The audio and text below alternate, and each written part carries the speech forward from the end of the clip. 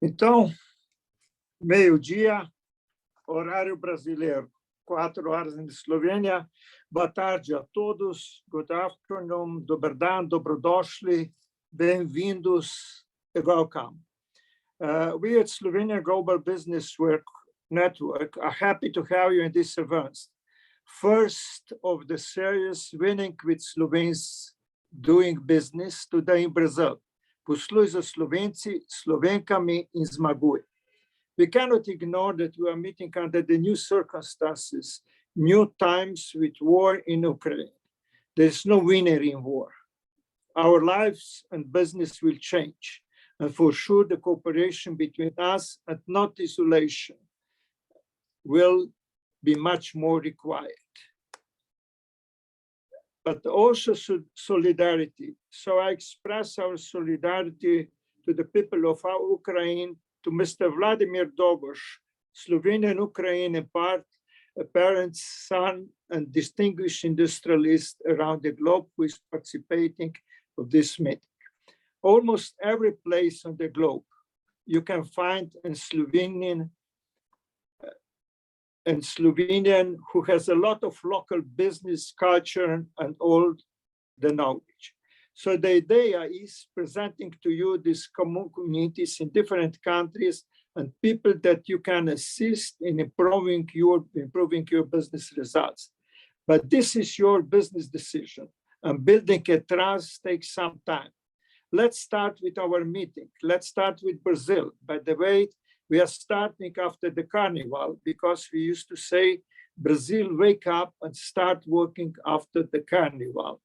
In today's conversation, and we have 4 experienced people to talk about the Brazilian business experience, Matjaž, Cokan, Mirko, Hlebanja, Suzana, Pendič, and Sandi, Ravbar. But I also want to thank to the presence in our meeting among many distinguished guests from the certain country, USA, Brazil, Canada.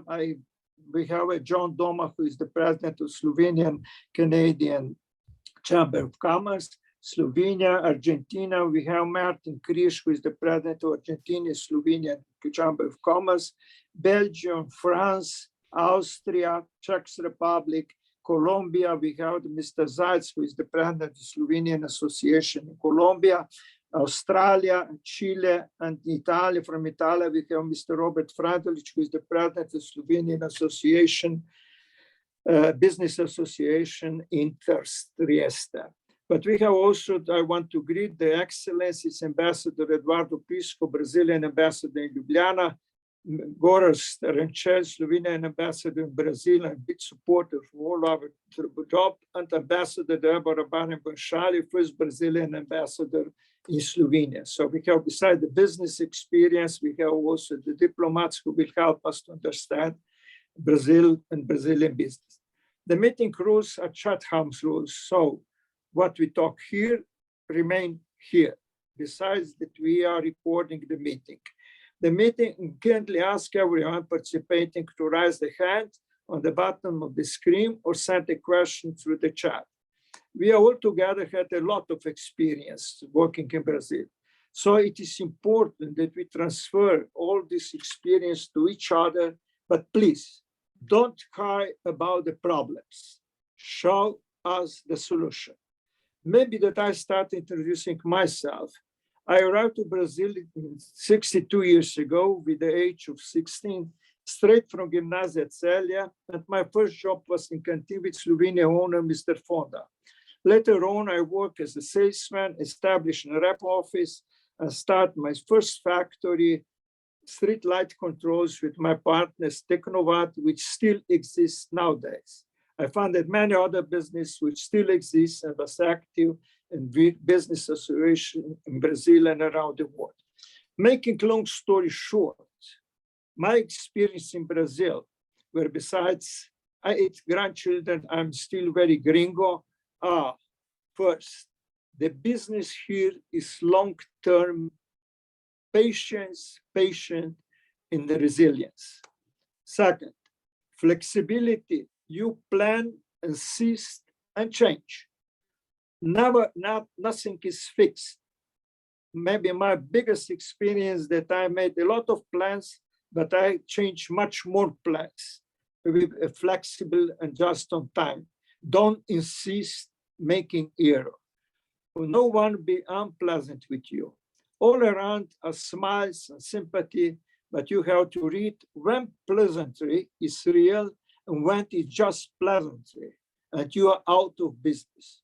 For me, this reading of no, now, Brazilians don't know how to say no, is still a mystery. Country laws are complex, complicated. So you need trustworthy legal accounting assistant.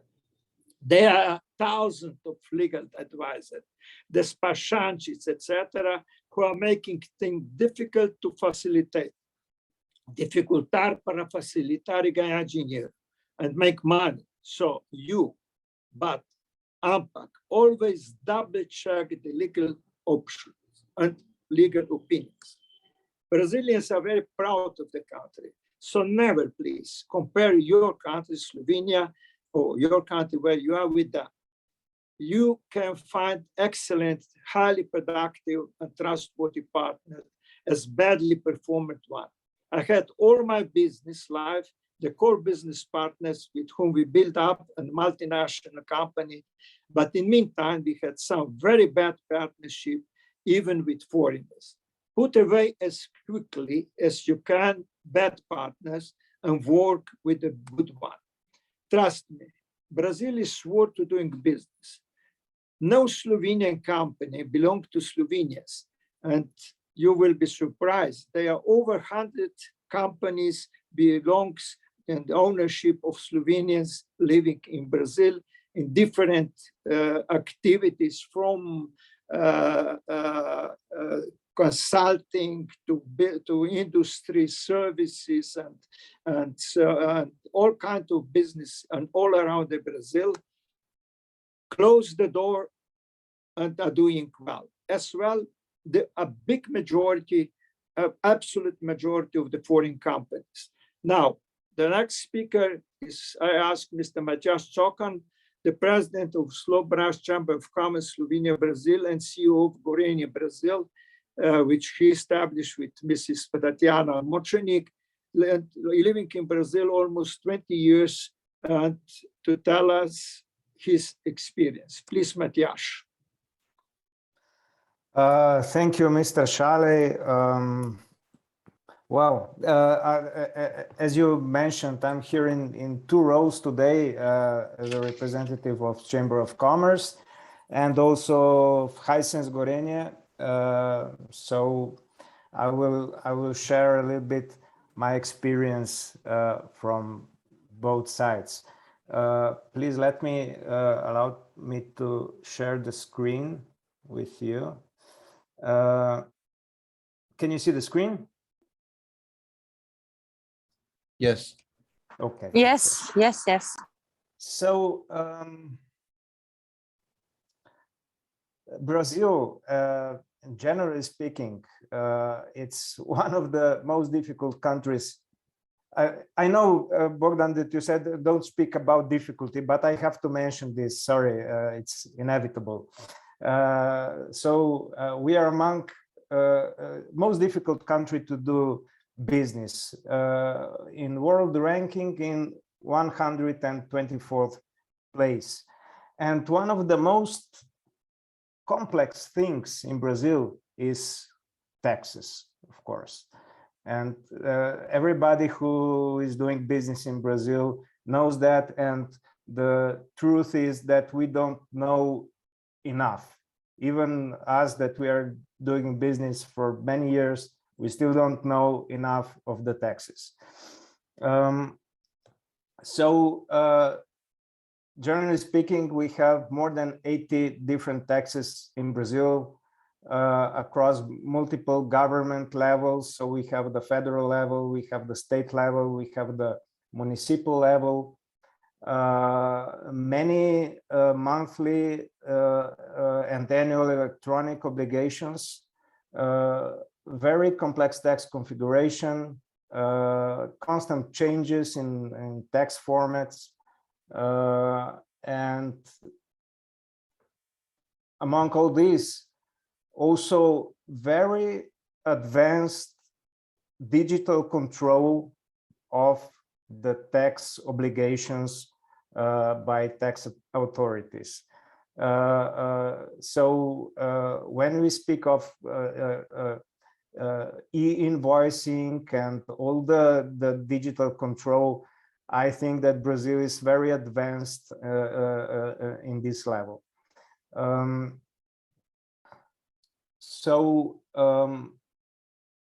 Generally speaking of the taxes, as I mentioned, we have federal level, state level, and municipal level.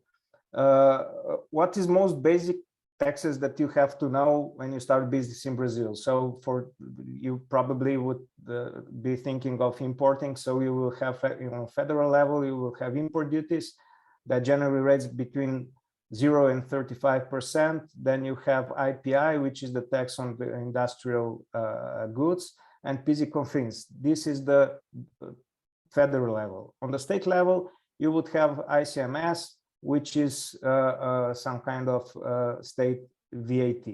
And this ICMS, of course, it depends on each state. So when you think of starting business in Brazil, I think, in my opinion, first thing that you have to analyze on your business plan, you have to be aware that Brazil is a continental country, so you have to analyze your market. Where is your market going to be? South, southeast, north of Brazil?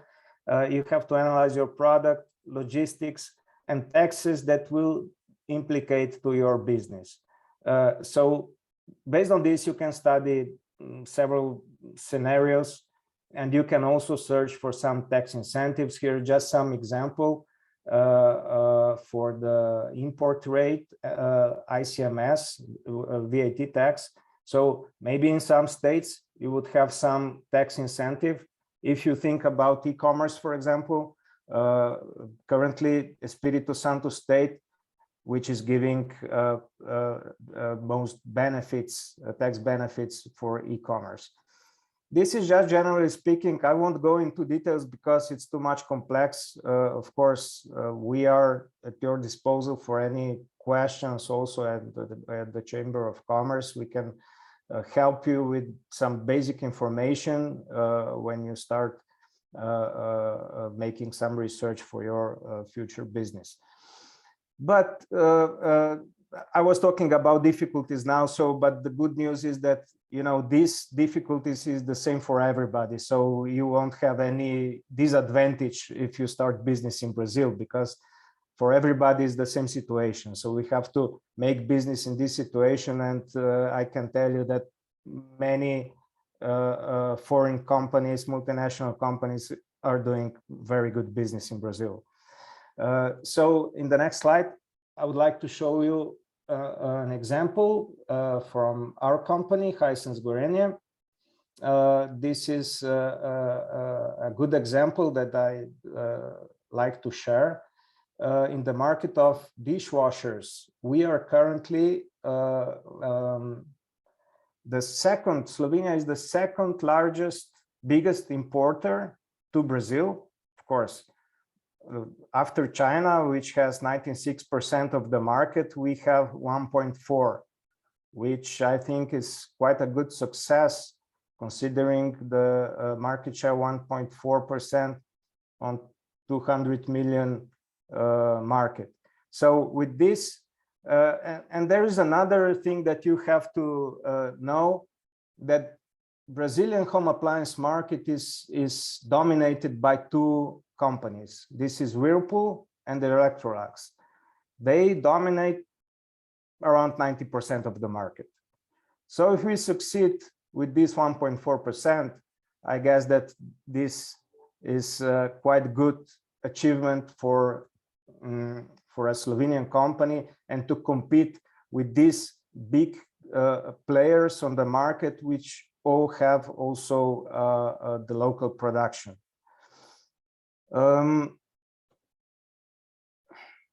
Yeah, this is our example. So again, you have to know your product. You have to know where is your niche, where is your opportunity,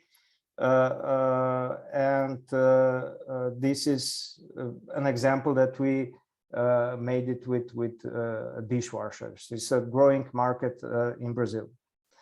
Now for SLOBRAZ, we also launched last year the virtual map of Slovenian business. So for anybody of you that are searching where Slovenian business in Brazil is, we have this map available on the link below. I will send you on the chat later.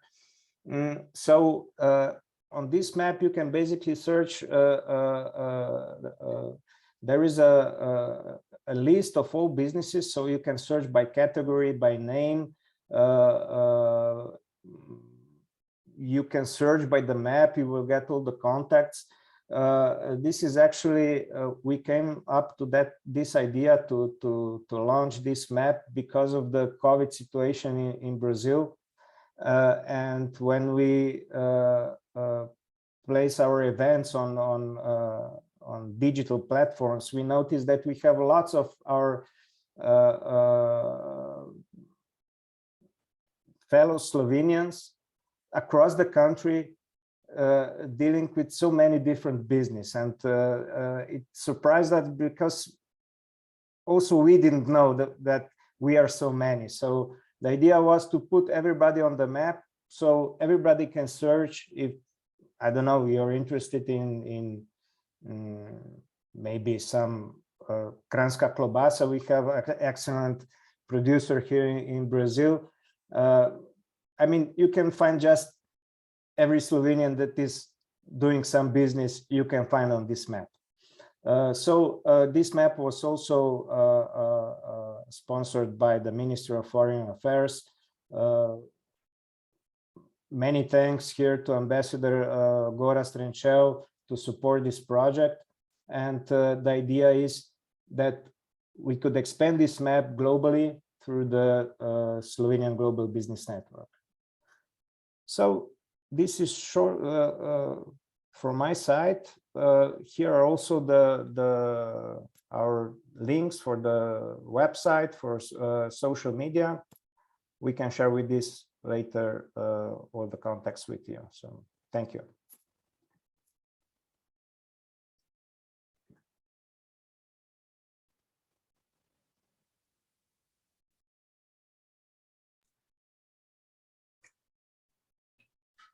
Doutor Salej, está mutado.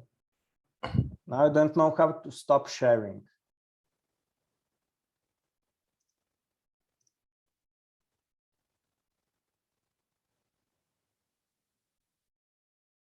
Okay, I'm here.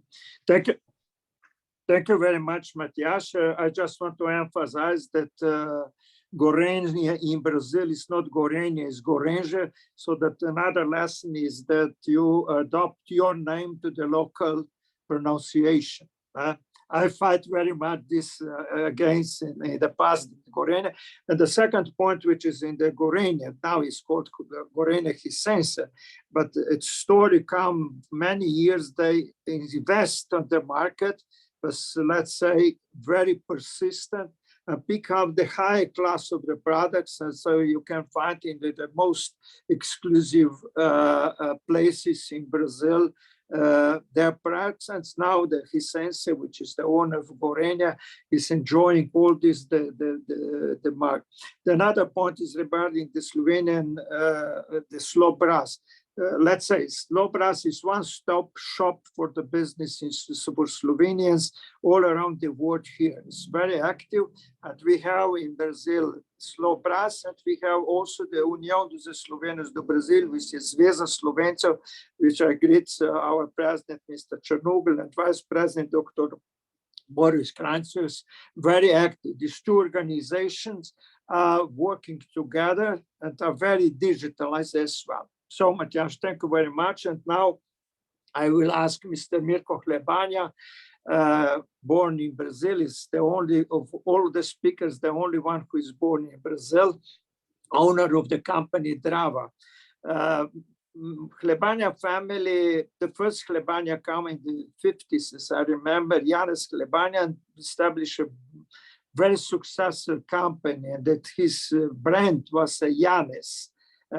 He was the leader in the business of the camping and gas, and so the leading company, and all his, and then come another brother, Federico Fritz, and they work together. So the Fritz established another company called Drava, which is now in the hands of his son, Mirko. So the Hlebanja family, or Brazilian Hlebanja family, have from the grandchildren of Janez Hlebanja and the sons of Janez Hlebanja, daughter, altogether over 10 businesses, from farming to high sophisticated businesses here and around the world as well. It's a very nice example of the family coming from Srednji Vrh, from Gorenje, and how they are respected business people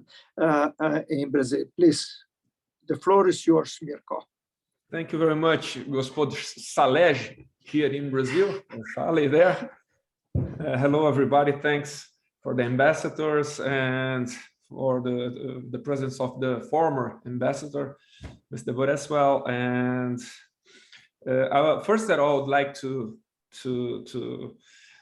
congratulate Mr. Charlie for the hard work he's been doing, keeping all the Slovenian Brazilian society together in the last years.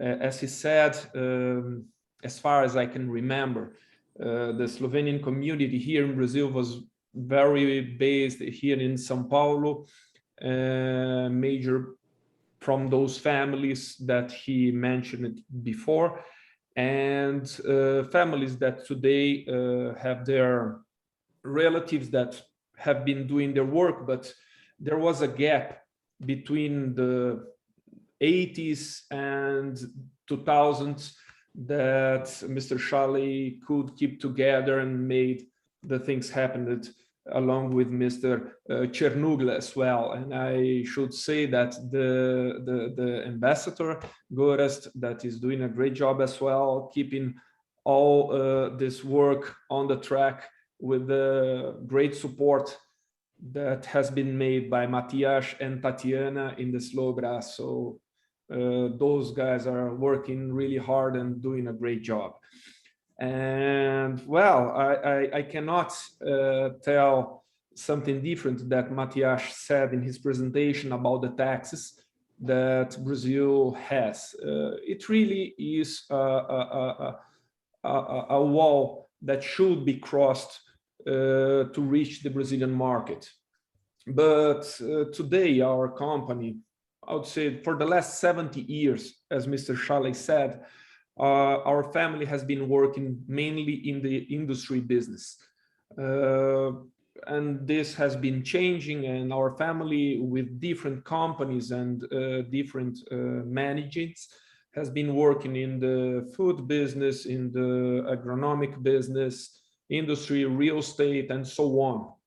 And all of those businesses has in common this point that Matjaž pointed out.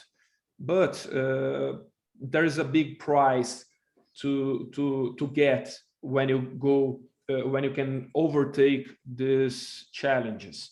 That, of course, it might scare a little bit in the beginning, but the price that you can get is high. And there are great opportunities, as Matjaž also said. Brazil, it's a country, a continent side, and those plenty of opportunities that can be reached here will fulfill these challenges that might be a little bit hard in the beginning. As supplying to the automotive companies here in Drava, with my own experience, I can tell that sometimes it's hard to get some certifications for the automotive business or for the health business or whatever it is. I suggest and recommend that those taxes problems could be seen by the foreigners, something like this certification. It's something that you should dedicate some time, study, but it's not a hard work to get through. No, it's something that it's painful, and this for sure. And the support that could be given by SLOBRAZ today, that always existed, but in a different level and with different technologies that in the 80s or 90s were not available. So today, with the internet and the connections, it's easy to go through. And as Mr. Šalej said, we here in Brazil, as Brazilian talking, we are very supportive. And as a Brazilian and Slovenian citizen, I can tell by myself the experience that perhaps happened in situations with my father and also with me. My father once helped in the former Yugoslavia to help to bring Tomus, that was a brand very known in Yugoslavia, and also some bakery machines that once tried to come here, and our family always been there to supply and to help happenings. And the funny thing is that it happens in different sectors. I can tell a story that happened like 3 or 4 years ago, that I helped to make a connection. SLOBRAZ was not active as it is today, otherwise it could help. But it was a company that was in a Brazilian company, a small farm here in Brazil, that created the quails, those little birds, and wanted to buy a Slovenian machine to unpeel those eggs.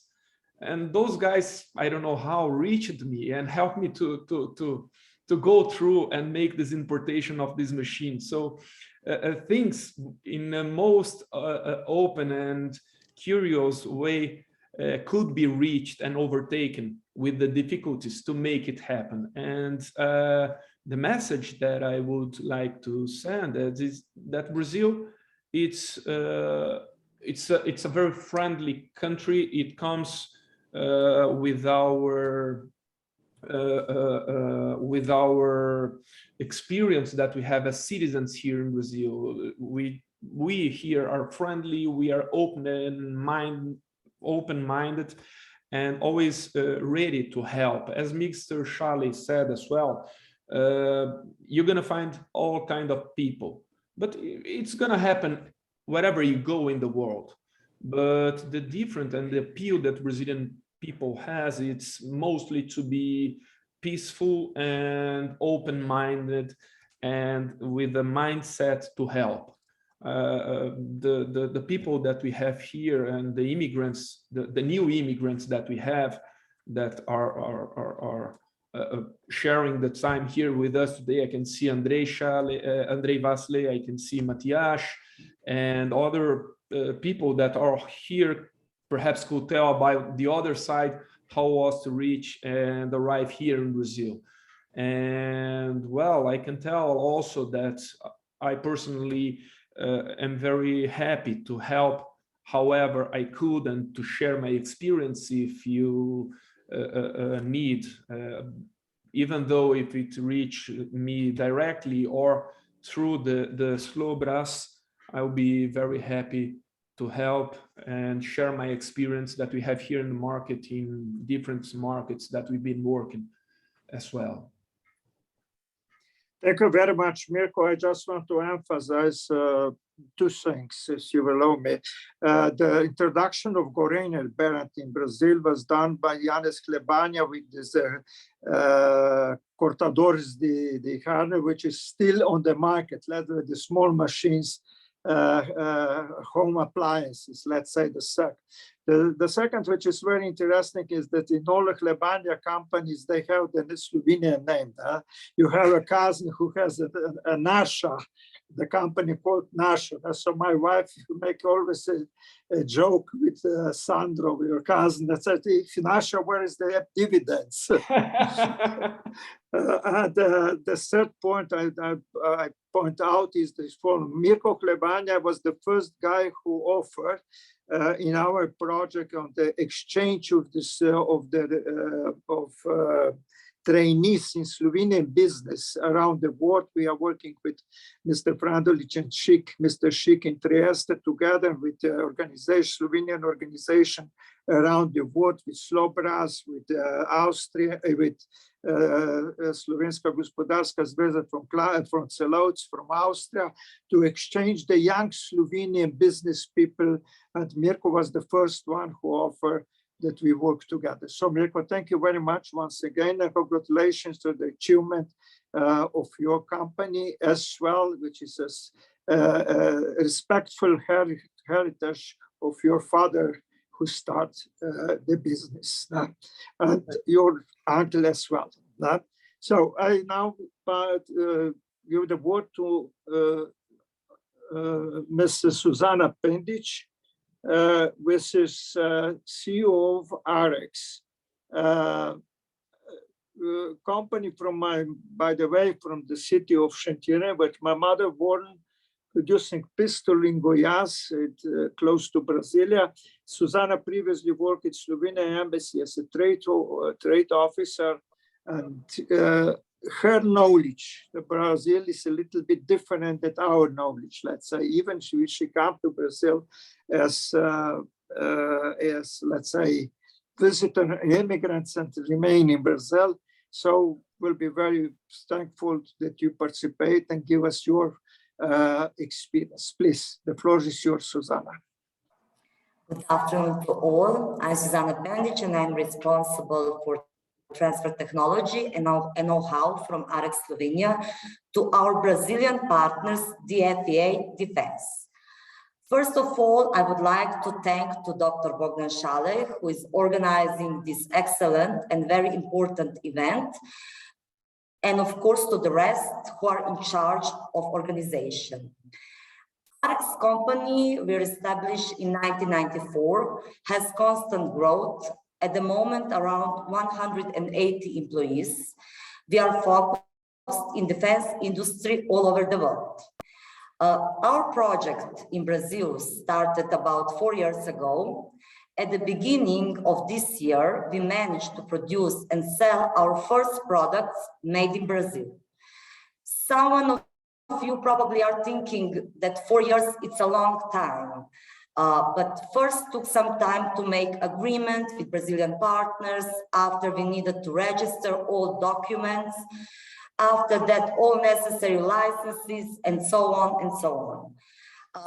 But you also need to know that defense industry, to get all licenses, needs much more time than most of other industries, and I would say it's correct. Almost all other companies from our field tried to start production in Brazil, but successfully. We are first company after more than 80 years who got a license for arm production. Does it mean that it's impossible? No. But when you try to start business in any of foreign countries, you need to understand local law, taxes, culture, and you need to do correct first steps.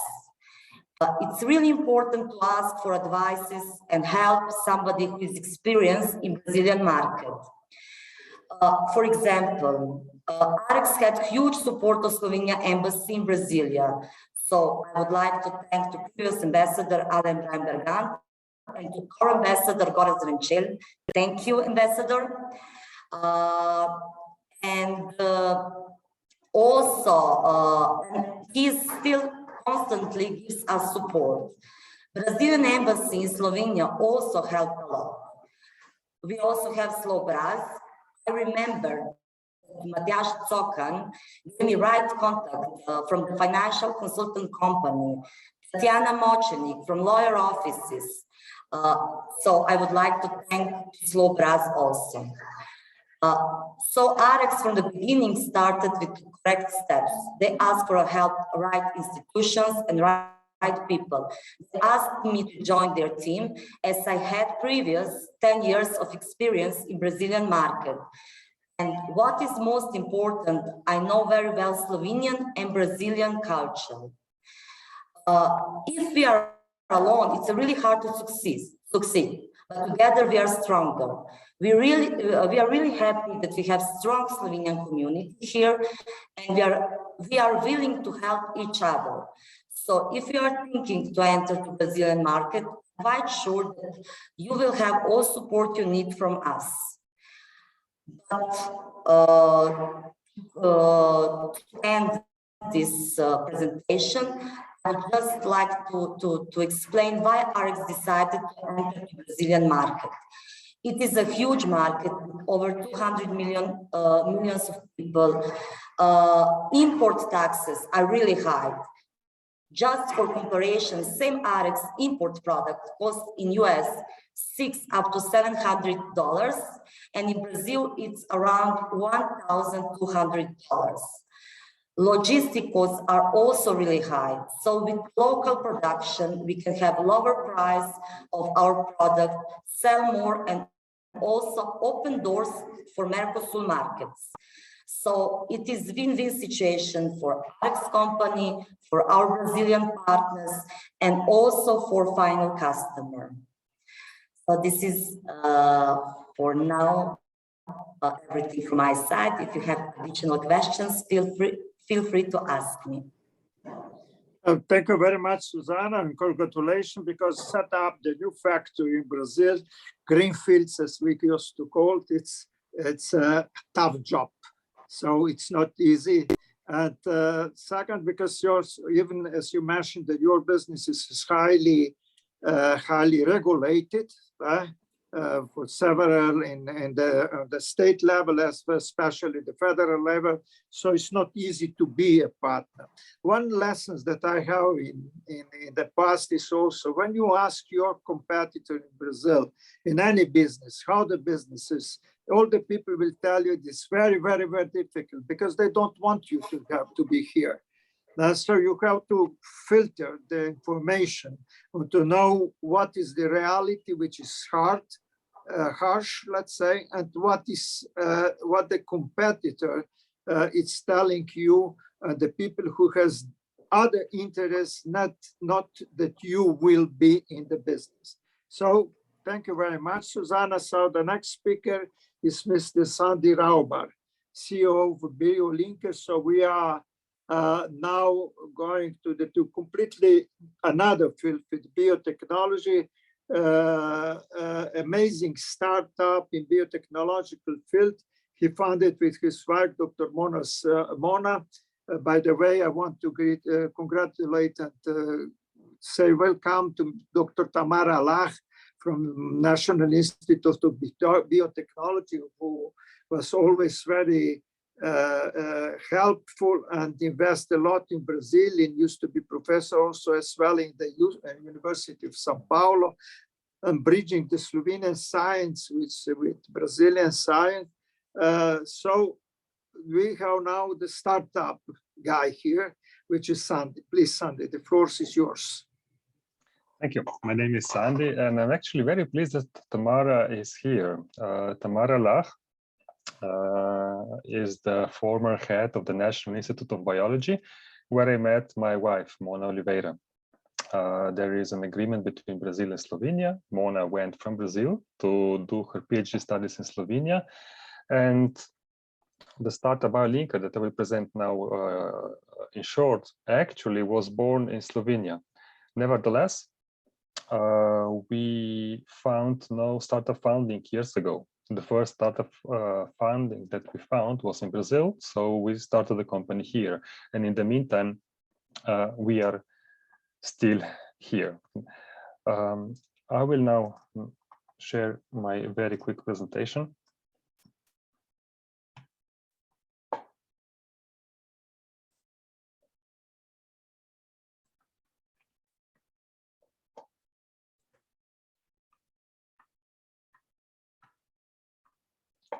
So our startup name is BioLinker. We are a synthetic biology company. Years ago, we received the prize that we are one of the top 500 startups in the area of deep technology. These are technologies that change how things are done in some area. We are a team of about 10 employees, and we are a very scientific startup. 7 of our team members have a PhD or are finalizing their PhD. I like to joke that I am the least qualified person in our company because all of them have such a high qualification. What BioLinker does is that we discover, research, develop, and manufacture recombinant proteins. And I assume this is slightly a new area, so I will use just 2 examples to show what we do. For example, currently we are working with a very large Brazilian beer manufacturer, and we are developing a fluorescent beer. When you will drink your beer at night or in a nightclub, there will be a fluorescent color soon. And this is possible due to proteins, the traditional natural proteins that will be inside the beer. Another area which many of you are familiar with is COVID. Immediately, a few months after COVID started in 2020, our startup was already ready to manufacture proteins of the virus. We could manufacture the spike protein or the protein of the envelope of the protein. And these proteins were crucial for more than 10, I think it was 13 or 14 Brazilian universities and research institutes who started to do COVID research at the time to find new vaccines or medicines. They were all our customers, and this is how we were known in Brazil. As you will see, the presentation is short and I'm coming to the end. My experience, to my surprise, was already described by Bogdan in the beginning. I mean, here you really need patience. You need patience to sign a contract, and you need patience with regulatory areas where you need to get your licenses. In our area of biotechnology, we need a lot of licenses with the police in order to, I don't know, that we can work with some reagents which are otherwise used to manufacture drugs, for example. So it's not easy to get going. Second, you really need to change your plans often. And third, taxes. I know I'm not saying something new, but there is a minor difference that has not been said yet.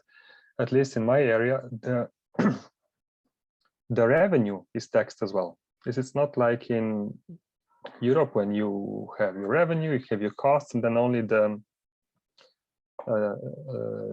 profit is taxed. No, here you pay independently of if you are doing loss or profit. So this is a big change. Now, before this meeting, I asked myself, what would I say to Sandi 3 years ago?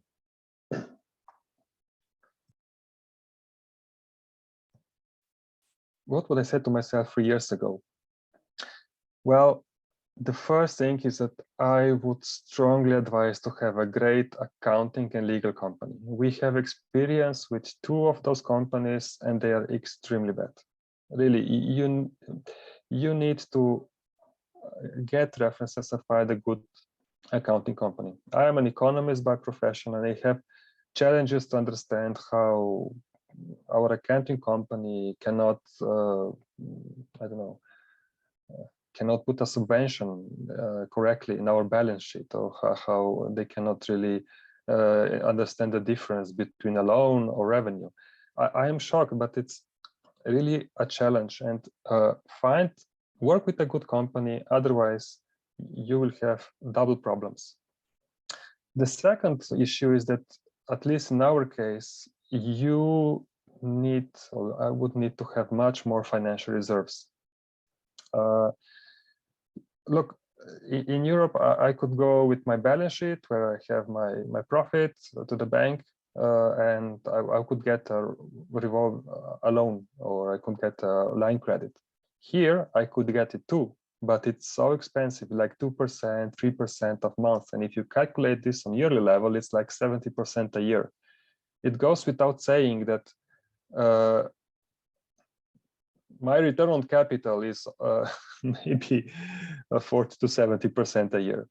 So financing is like unavailable here with such challenges. And why we required financing the last year? Because we faced very low payment discipline. About a third of our revenues or customers, or let's say 2 customers that were responsible for a third of our revenue stopped paying from one month to another. And this caused problems for almost half a year. And it was indeed challenging. And well, we are out of this situation. However, you need financial reserves and do not count on the local banks for it. And last, this is tricky. Maybe I'm wrong because we're indeed a small company and our pool of experiences may be limited. However, what we find out, yes, they are great people. And yes, many of those studied abroad. And if possible, since I am abroad too, I like to choose people who have experience from abroad, from Denmark, from Germany, or from Portugal. And we had that. And even when we verify the experience, they say, yeah, they were there, they have done these jobs. However, we were surprised by the low qualification. If a person states in the CV that she or he has done X and Y and Z, it really does not mean that the person has this experience. We were forced to let go a few employees that we were happy that we found them, but then we discovered that they cannot do the basics. Really the basics in the lab.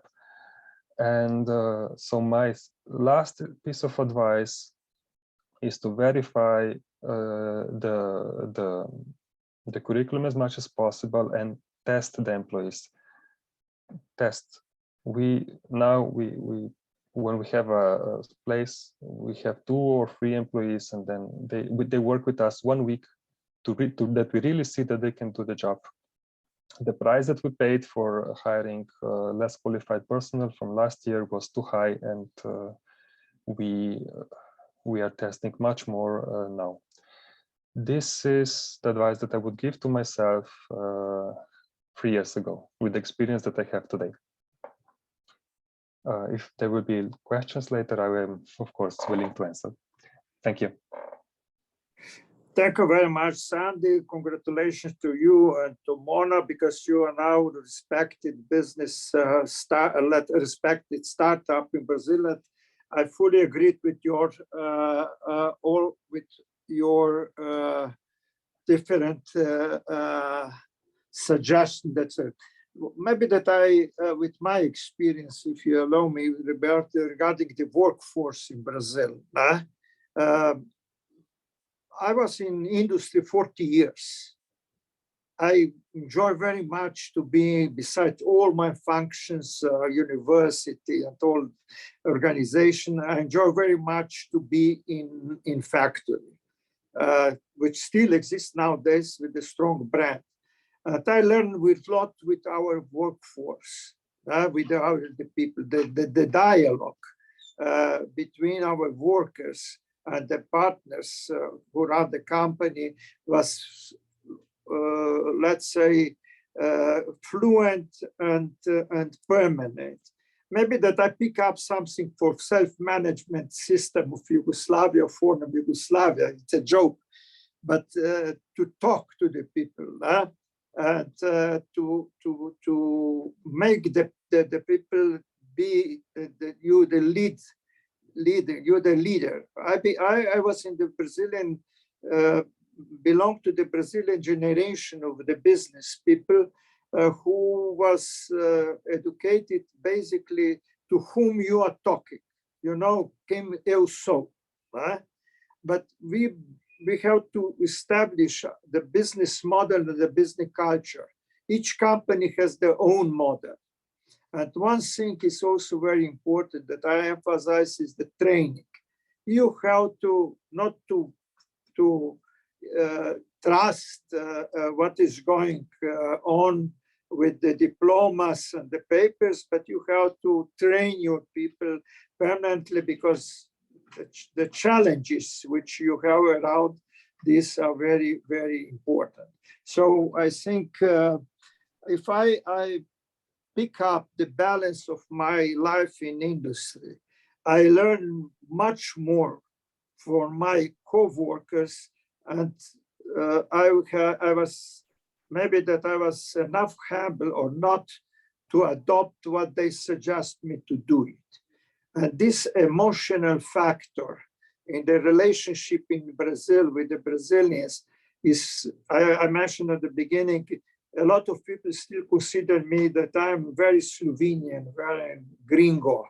I'm not a pleasant person in personal relationship. I'm sometimes too much straight, let's say. But this emotional factor in a relationship in Brazil with all the people is, in my humble opinion, very, very important. So I think that Ambassador Débora raised a hand. Please, Ambassador. Well, thank you very much. First of all, I wish to congratulate you and all the organizers of this event. It's a fantastic occasion, and it was very interesting to listen to all of you.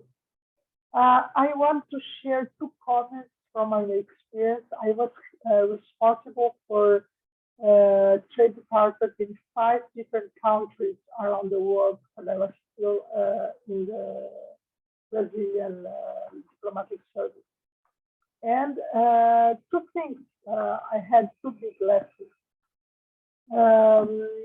First, everybody mentioned the difficulties in business in Brazil, and we had problems with legislation, with hiring people, and these are, let's say, common problems.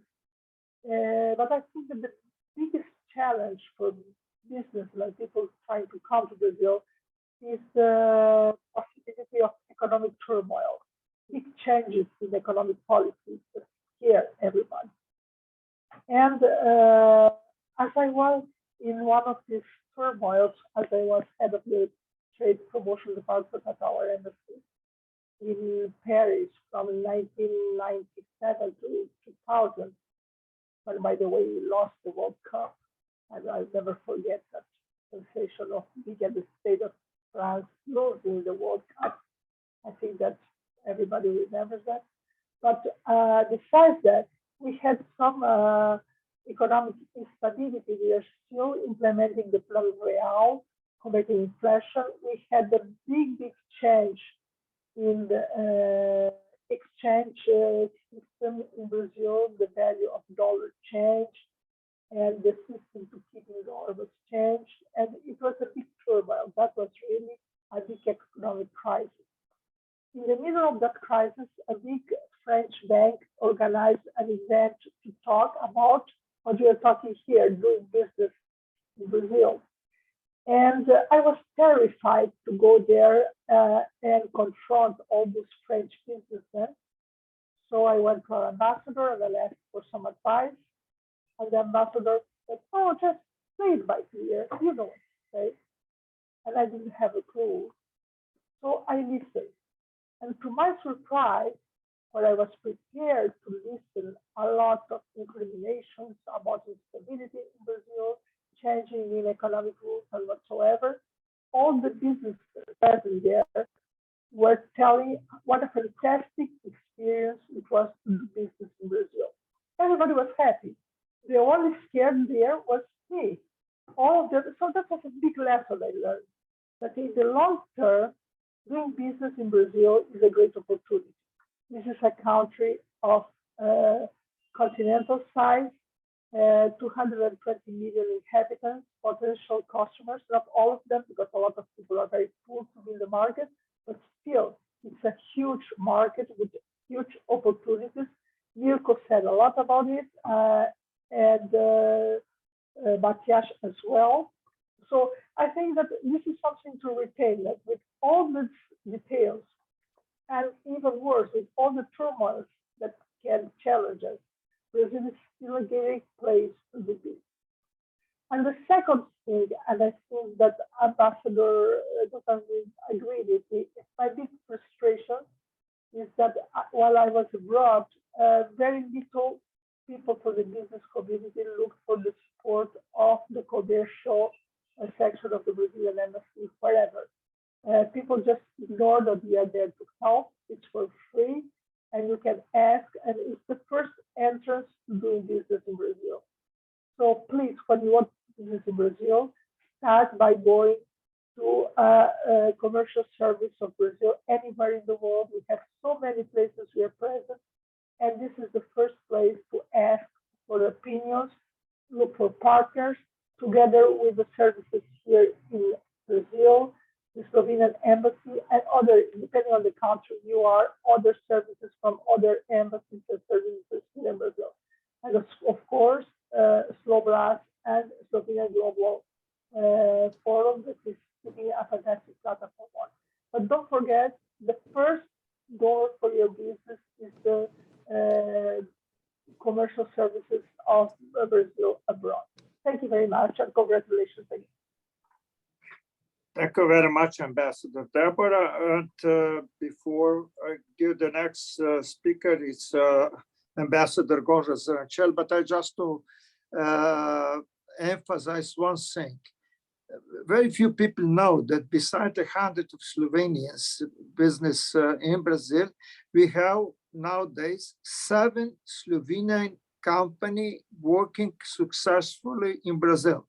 One of the characteristics of Slovenian company, this is a Slovenian, the company which the head office is in Slovenia who invest in Brazil. And one of the characteristics is they all seems like Mineiro. Mineiro is the people for the Minas Gerais.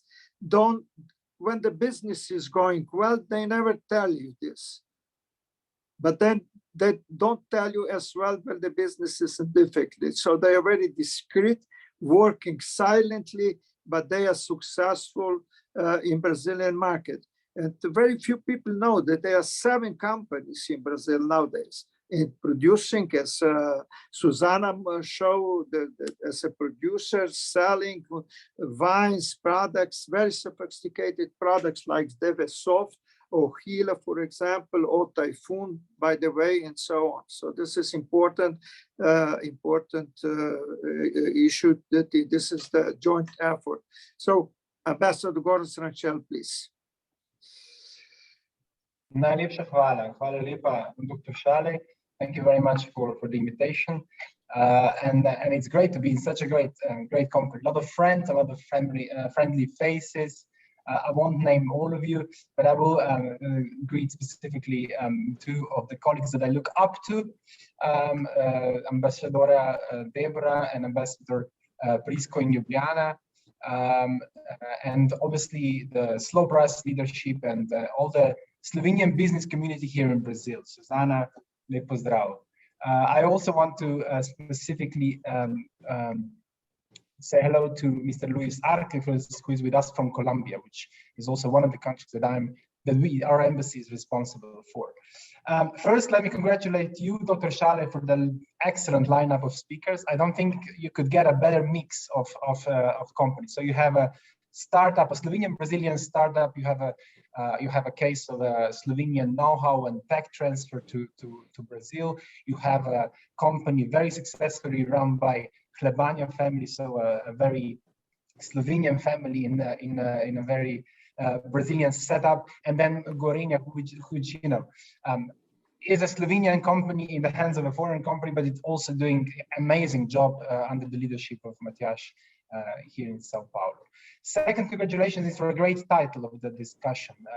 I like the title. It's very positive. Winning business in Brazil. We need it, and by we I mean everybody here, and I think I can probably speak for most of us that believe in Brazil and that believe that there are innumerous opportunities for Slovenian companies in Brazil. because too many times we don't hear about Brazil in Slovenia, or we hear the problems that are related to doing business in Brazil. And there are some problems, and they've been mentioned here, and I will not go over this because people who have talked about it know more about this than I do. I don't do business here. I do diplomacy. I try my best to do diplomacy here, and by this, obviously, helping the business that are here. I was thinking how to structure my intervention here, and I will use three idioms or phrases that I have heard when I was preparing for the job, for the ambassadorship in Brazil, and things that I have learned since arriving. And I will start, and I hope really the Chatham House rules apply, because I'll be very open. I will start with the statement that I heard from a very well-known and successful Slovenian businessman who had some ambition in Brazil, but has run into some troubles. And he said to me when I was on the way to Brazil, he said, Brazil is the only country, something along the lines of, Brazil is the only big country in the world that doesn't know what it wants. And it really troubled me. I thought, okay, where am I going? But I will jump to the conclusion that I reached very soon, that that's simply not the case. I think the gentleman in question had some problems and has probably made some generalization. I would say two cases that we saw today, when we heard about, prove my point that this is simply not true. One is the case of Arex and DFA. As Suzana rightly pointed out, this is a very highly regulated and very sensitive industry in any country, not just in Brazil. But to let a foreign capital, foreign knowledge in a industry such as defense, it shows a conviction that this country has to try and raise competitiveness in this very sensitive sector. So if you want to prove that Brazil is serious about opening up, which obviously there's internal discussions, and it's not an process that will end overnight, but the direction of the driving, so to say, is very, very clear to me, at least. And the second case is obviously the one on BioLinker, where, to be honest, there could be a counter argument made that maybe Slovenia in this case did not what it wanted. We had a great potential, as Sandi said. This was a company that was founded in Brazil, but had to go out to Brazil to find the founding. So, and I'm not here obviously to criticize the country I represent here, quite to the contrary. I'm just saying it's very easy to make these generalizations and simple statements which might in some cases hold truth, but in some other cases they do not. The second phrase that I heard when I was preparing and I came here is custo Brasil, the famous custo Brasil, which doesn't apply only to the tax costs of doing business in Brazil. It also does include this, but it also the administrative burden of doing business in such a big and complex country, which is a federal country, which is something Slovenia is the first thing you have to get your hand around. That you have to deal with the federal level of government, federal level of taxes, as I think Matjaž pointed out really, really nicely and very clearly. But you also have the states and municipalities. So there's a lot of complexity here, which doesn't make the job that easy. But as also Matjaž, I will quote, said, this is the same for anybody who wants to do business in Brazil, not just for the Slovenian companies who come here. So in a way, it can be a very easy excuse, I think. Another thing that we hear a lot is that Brazil is too far, and this I must say I don't like to hear. First of all, what is far in 21st century when you have internet, when you have WhatsApp, where I think most of life in Brazil goes on WhatsApp anyway. I'm making a case just that technology obviously has changed these distances in a very concrete way. And second of all, I would say, and I always emphasize this, and sometimes this is left out, I think Dr. Šale, you mentioned is the culture, is the culture, the business culture that persists here in Brazil. This is a culture that's very European in lots of ways. I'm not joking, 90% of my meetings, diplomatic or otherwise, start with, the person I'm talking to says, oh, I have a grandmother in Italy, close to the border to Slovenia, or I have a grandfather in Germany if you go down south. What I mean is this link to Europe. I think it's not just something that makes nice talk, a nice introductory talk when you have a business meeting, but it also goes longer than that. It goes deeper than that, because people understand how we are used to doing business. Sure, there are some cultural differences, but the basic understanding, I think is there. And then one of my phrases that I recently found out and I love a lot, and I hope I don't offend anyone, is jeito brasileiro, which I know has different connotations, but I really take it from a very positive view. This goes to the heart of what people have been saying here in this talk. People find a way.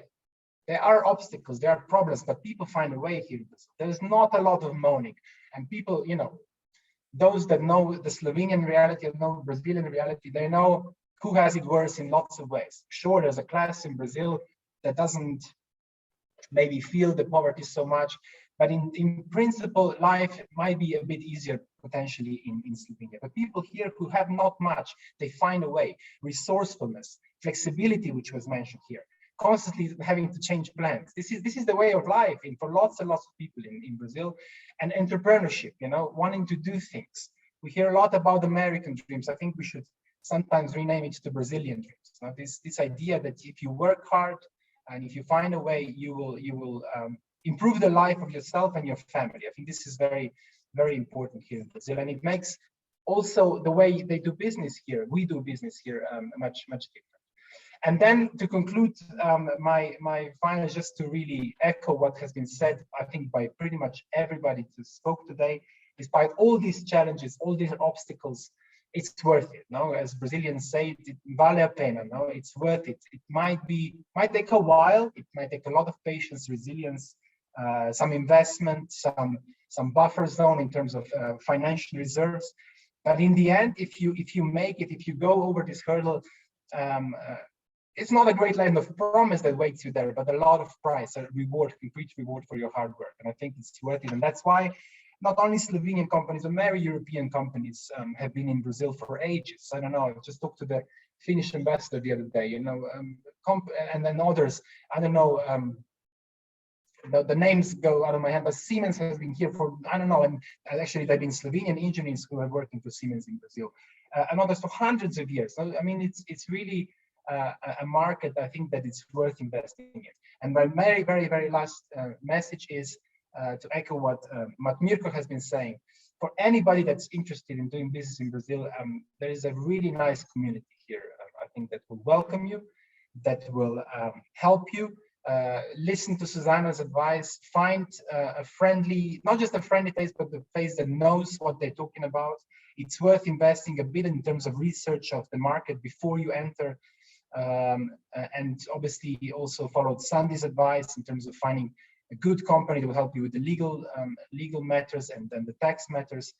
But I will start with SLOBRAZ, Slovenian Global Business Network, who has an anchor here in Brazil now, the Union of Slovenians in Brazil, and I will put my embassy, our embassy, at the last point, and obviously the embassy of my colleague Ambassador Prisco. I think it's a very nice community here that will, for all these partners, it's impossible to fall through and not get the advice and help that you need. And you can also count on the proverbial kindness of Brazilian people as well. Thank you very much. Thank you very much, Ambassador Gorazd Renčelj, and I congratulate you for all the support, and thanks for all the support, which is very, very important that you are giving to Slovenian community, to Slovenians living in Brazil, as well as the Slovenian business. And congratulate you as well that you are inaugurating the new head office, I mean the Chancellery of Slovenian embassy, which is I'm very proud. So this is a piece of land, and Slovenia is now with the embassy in its own land. It's really foster the relationship, diplomatic relationship in Brazil, which Brazil was one of the first countries that opened, that they recognized Slovenia in '92, when 30 years ago, when we become the independent, democratic, market-oriented country. So congratulations, Ambassador Renčelj. One thing that I also want to point out, the second that you mentioned, this jeitinho brasileiro. I personally have some difficulties to be jeitinho, to find the jeitinho brasileiro, but it exists, and you how to adopt to do the business as well. And the second point is we have very active Brazilian embassy over there since the ambassador Débora, who was the first ambassador, and now Ambassador Prisco, who has a large experience as former Consul General of Brazil in San Francisco, who established a strong link between Brazilian technology centers and Silicon Valley centers as well. And you come from US Slovenian embassy as in UK and in USA.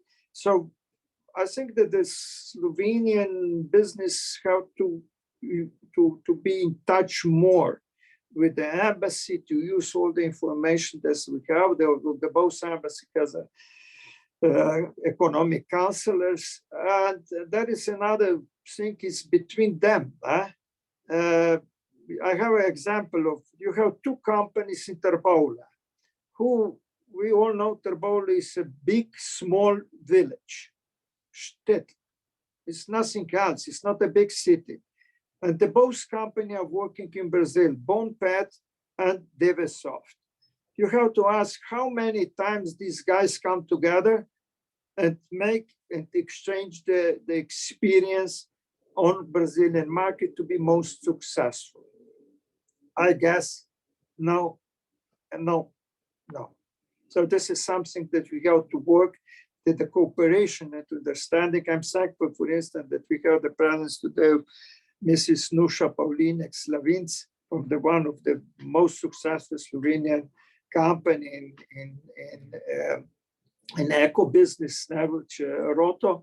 He is using this relationship, and I think this could be very successful. So the next speaker is Andrej Vasle, living in Brazil many years as consultant, come with a prevent company, please, with a lot of experience assisting Brazilian companies, Slovenian company. Andrej. Thank you, Dr. Saleji. Just a quick correction. I was baptized here as Andrej, please. Well, thank you. Yeah, over 20 years of Brazil, we brought here first Slovenian investment, which was Prevent car seat cover factory. Brazil, in one word, I would describe as a challenge for somebody who likes challenges. For others, maybe better to stay somewhere else and be a little bit calmer. Well, still in all these years, I think Brazil has all the time ups and downs, but at the end, it makes sense. Really, it's a very good learning experience. I work over 25 years with people in business development, and I have learned a lot here. 4 years ago, we brought to Slovenia a very big business and political delegation of over 80 people with Global Council of Sales and Marketing of Agostinho Turbian. It was another interesting experience. One thing that I have discovered lately in the past 10 days, increased demand and interest, especially from East European people and countries for Brazil. I'm receiving some messages about in the line of, what do you think about coming there for about a year or so and see what works? So this is maybe an interesting tendency. But again, congratulations to you, Dr. Saleji, to SLOBRAZ, all former and present ambassadors, and any questions, please let me know. Thank you. Thank you very much, Andrej Vasle. I think that you promote very much the business in Brazil, speaking in different occasions, and I think this job is very important as well. As a consultant to a lot of Brazilian companies, you know exactly how the business is run here and how the business is run. So, Matjaž, please, the word is yours. The floor is yours. Yes, thank you. No, I just have want to make one comment on what Sandi was speaking, you know, because I don't want that anybody gets scared to start a business in Brazil. You know, we all passed through the same situations and problems and challenges. You know, when I was listening to you, maybe I would give myself the same advices, but I'm sure that also any Brazilian who opened the company here would give himself the same advice. So again, we are on the same floor here and the same situation for everybody. But don't forget also that Brazil gave you opportunity to start your startup. This is very, very important as well. And just interesting information that today in Brazil we have 60% of all unicorns in Latin America. So it's a very, very promising country with the big opportunities to start a business. That's all. Thank you. So the next one who is asking for the floor is Uroš Kravos. Uroš lived in Brazil 4 years, running a very successful business, which was bought by the other German company Male then, and so this Brazilian subsidiary became the part of the German giant in auto parts. Now he's in another working. Maybe Uroš, before you start, I just want to mention one issue which is not mentioned generally speaking, is the problem of the language. Everybody in Brazil who is doing business in the business level is speaking at least some kind of English. I think that if you come for the short visit and so on, the knowledge of the Portuguese is not necessary. Well, maybe that the knowledge of Spanish could be that you speak a little bit Portuñol in the beginning will be. But then if you come and to run a business, it's necessary, yes, to learn Portuguese from Brazil, which is different from Portuguese from Portugal. But this is just a small remark on all this, let's say, approach to the business in Brazil. Please, Uroš, I'm very happy to see you, and I'm very happy that you come back to Brazil. Please. Thank you very much, Dr. Bogdan. Yes, I'm coming back to the Brazilian business. So I left Brazil in 2009. I spent almost 5 years with Iskra do Brazil. So we were as a second greenfield in Brazil in that time. So Andrej was the first with the Preven. And also Andrej helped me in this period a lot because it was a tough period for me. I think that we entered as the worst case with the greenfield based with the importation from Slovenia. So when I came in Brazil, the business plan, the business model which we set it in Slovenia was turned around and was necessary to start from the beginning. But okay, I needed 3 years to issue the first commercial invoice to start really running the business. Despite of this, that we already had from Slovenia export around €500,000. Everyone was waiting, okay, just come and you will explore then the country, extend the business, but was quite opposite. When we entered the Brazilian market, everyone were waiting to reduce the prices because now you started with the local production. So, but after this tough period, the company really started running. And then not with one just pillar of sale, but with the 4. So this was also then how to turn business around and to survive on the market. Then in the meantime, I also changed a couple of the companies. I tried to enter with another startup company in Slovenian with the advanced technology of UAV technology, but there was not some positive opinion of the owners in the company.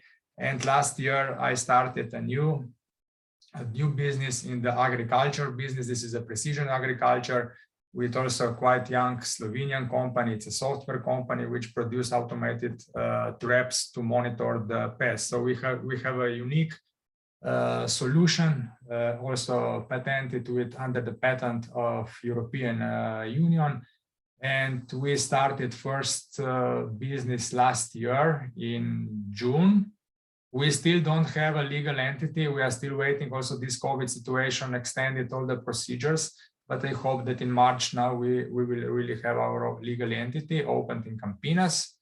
This is just coincidence that I also was in Campinas in the past job.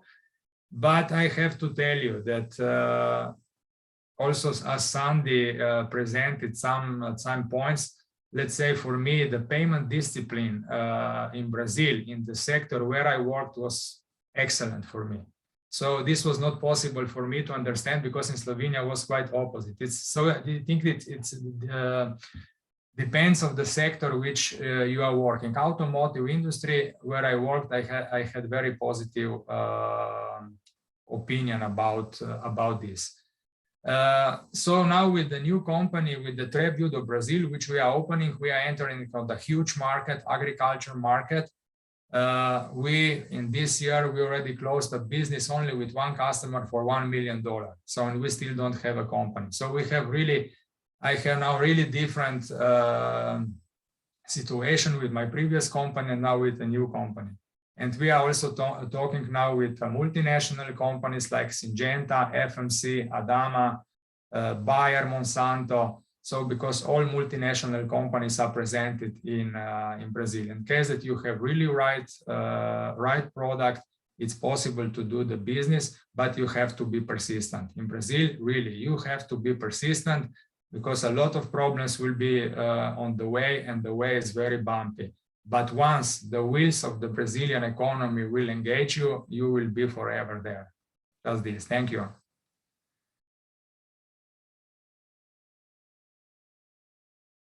Okay. Thank you very much. I think that I am. Thank you very much, Uroš. Welcome. Bem-vindo de volta, né? Bem-vindo, filho perdido na casa querida. So we are very happy that you come back to Brazil. I think for sure that your company will be very, very, very successful, and you are entering in one of the most successful businesses in Brazil, which is this agro business, where Brazil is very, very, by the way, very competitive, as well in IT business, which is Slovenian business. It's also working very successfully in Brazil. And as you probably know, we are working hard with under the leadership of Ambassador Gorazd Renčelj to establish the IT hub between Slovenia and Pernambuco, Recife, which Porto Digital, which also will have to be to develop all the software. So the next speaker is Ambassador Prisco, Brazilian ambassador in Slovenia, which he just arrived some months ago. So I'm very happy to see you, and very happy that you are participating, and thankful as well. And I hope that you are feeling well in Slovenia, and for sure the job you are performing is outstanding. Please, Ambassador Prisco. Well, thank you, everybody. Thank you, Charlie. But speaking to Brazilians, I would say Salej, but you know, Charlie. And thank you for having me and for inviting me. I'm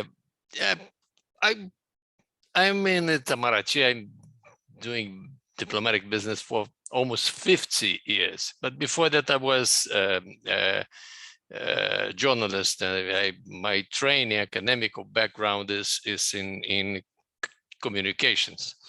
So I think that I could add some spice to our discussion here, offering you a kind of a boost of confidence to Slovenians, because someone could say, well, about the dynamism, the strength of the Slovenian economy.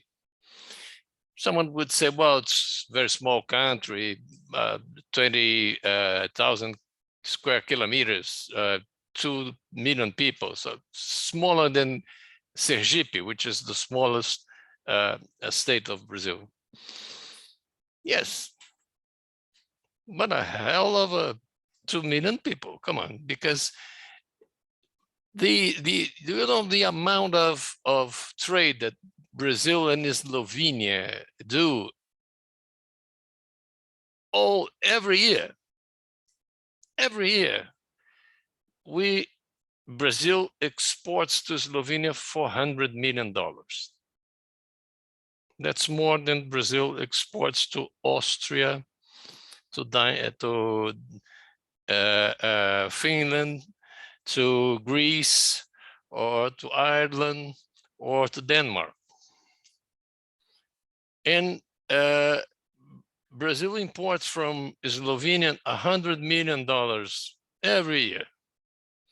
What Brazil exports to Slovenia, basic, commodities, 95% is soya,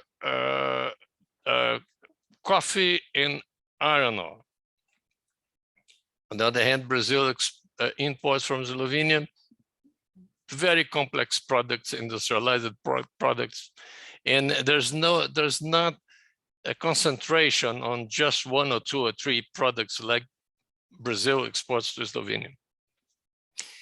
But Slovenia is an extraordinary commercial partner for Brazil, because if you divide, it's a different metrics, but if you divide the amount of exports that Brazil, do every year by the number of the population in Slovenia, you get $200 per capita per head.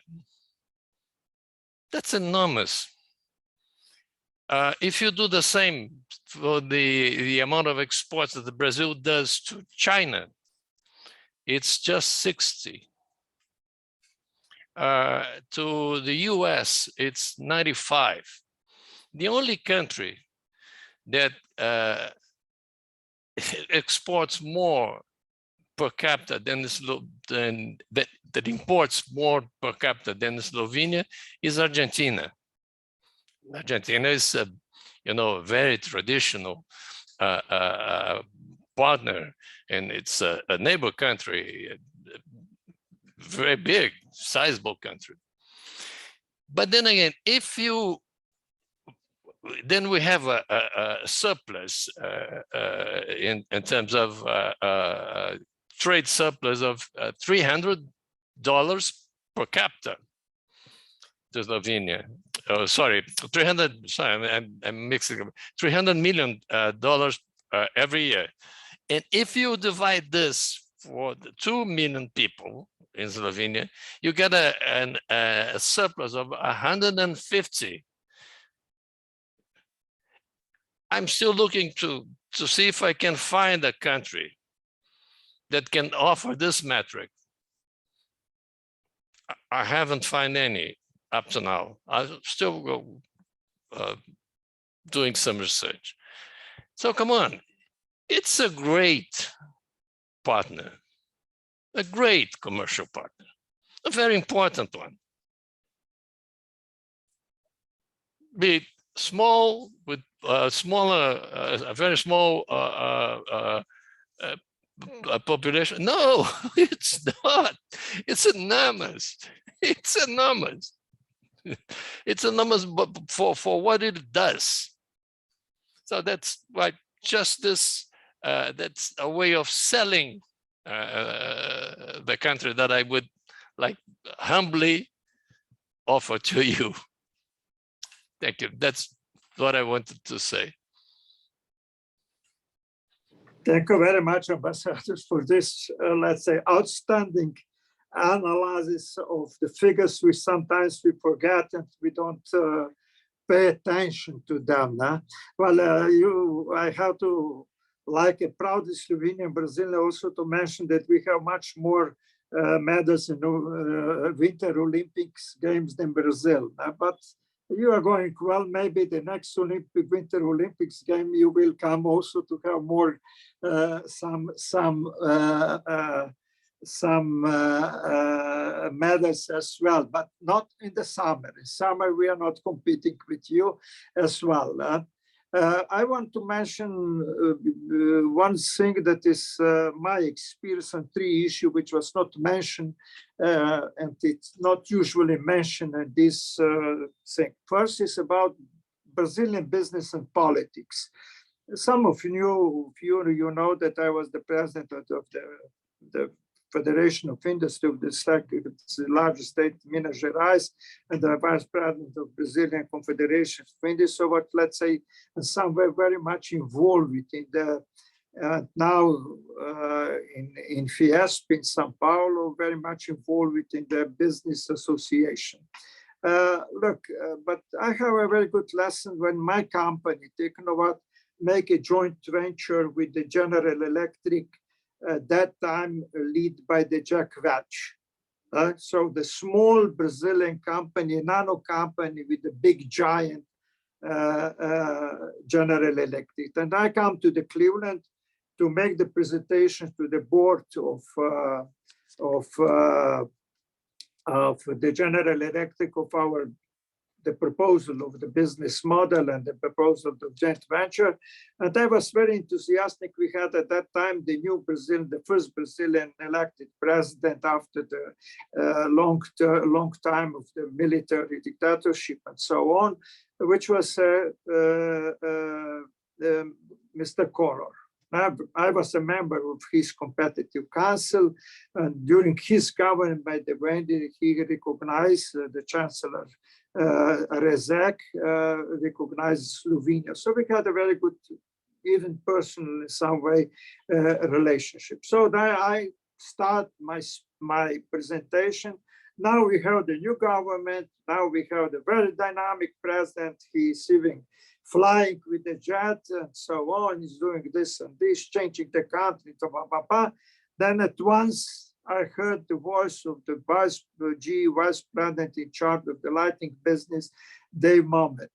Shut up, Stefan. What is going on, Dave? Don't talk about politics. This is not your business. Your business is to run our joint venture. We trust you and you to be the best manager. I was shocked, but I learned the lesson. You, in Brazil, you have to focus on your business. If you read the politics and you be worried what will be next, what go, the government come and the government go. But you have the institution that was mentioned, the foreign services, you have the revenue services, you have the police and so on, which is, let's say, permanent services, and you make this relationship. But don't worry about the politics. Don't worry about your market, focus your market. I learned this lesson and I focused very much. And we had, by the way, with the support of one Slovenian, Miro Javornik, who was at that time in the working with GE, a very good relationship. The second one is about the corruption in Brazil or not. It's work or not. When I come to Brazil, all the people talk all the time, yeah, but all the Brazil is corruption. You have to pay, and so on. I will tell you, frankly speaking, in my 40 years of industry, I didn't have any kind of problem with this. We have a straight policy. We are not involved. Of course, some people come to ask for something, right? Which is, it doesn't happen only here, it's all around the world. But if you enter in this game, you have a price and to pay.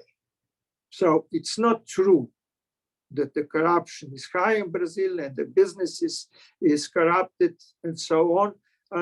But my personal experience, and I'm very proud of this, that our company, 40 years, and even later on, all my business, we had no problems with this, but we insist not to be involved. And this is so on. So, and the third point is about the security. Yes, of course, you have the security problems in Brazil. Yes, you have all around the world. You have to take the precautions. And now, for instance, I just read today in the Brazilian newspaper, you have the hacker attacks in Brazil, every second one. So you have to take care all the items of security, maybe be more careful, less careful than in other countries, but this is something that you have to take care and to be careful. So I think that I don't know if someone is raised hand as well, but there is no.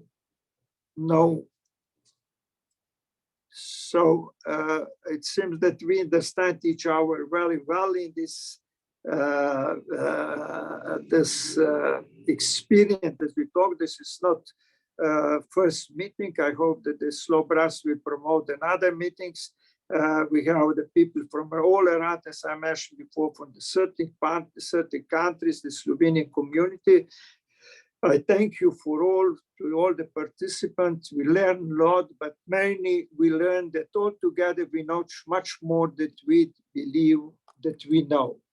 And I want to just to emphasize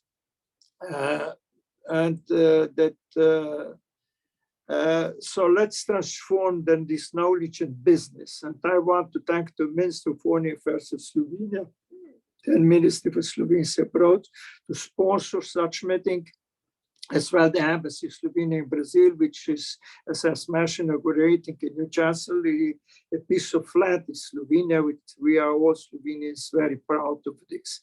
Last but not least I want to show you our digital platform. Please, Lincoln, coloca a plataforma, por favor. Which was very sponsored by Slovenian Embassy in Brasilia, were done by the Slovenians in Israel and Brazil. This is the new platform that we are launching, connecting and building business partnership among Slovenia around the world.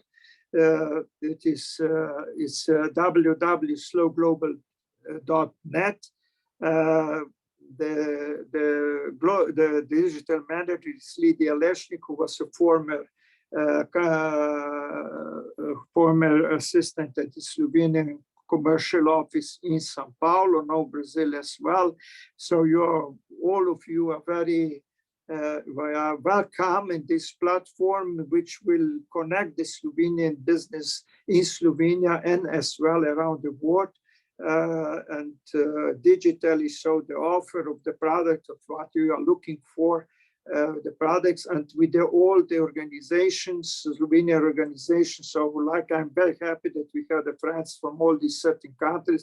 Colombia, I was surprised, Ambassador Renčelj, that Mr. Zajc is here. I see 3 guys from Colombia, 2 from Barranquilla, 1 from Bogota, that the Slovenian community is also organizing. You will be surprised how the Slovenian communities around the world are organized. For instance, in Argentina, beside the chamber that Matjaž helped very much to be built up, and Mr. Kriš is now the president, that they are working establishing this company. They have business also in Brazil. So I think that you can enjoy this platform to find a lot of business to do it around the world with the Slovenian company. So now you're now doing business in Brazil. It's just the beginning of one of our programs. The next, every month we will have with another country. The next one will be France. I also want to greet our friend Igor Hočevar, the president of Slovenian Dutch Business Platform, that we are working together. As I mentioned, John Doma, the Honorary Consul General of Slovenia, the president of Slovenian Canadian Chamber of Commerce, and other president of the Slovenian chambers, also from Australia and so on. So we are working together to improve the business, winning business with Slovenes. And this is important that we make your business in these difficult times, in the new challenges, more competitive, more profitable, and as well socially responsible as Slovenian business was all around and all the time. So thank you very much to everybody, to everyone, especially the 3 ambassadors, Ambassador Débora, Ambassador Prisco, and Ambassador Gorazd, and to all this business community, and hope to meet you again doing business and be happy doing more and more business. Thank you very much. And Ambassador Renčelj, all the best on the inauguration of a piece of land of Slovenia. I'm emotionally involved in this. Thank you. Bye-bye. Thank you. Thank you. Bye. Thank you. Goodbye. Bye-bye.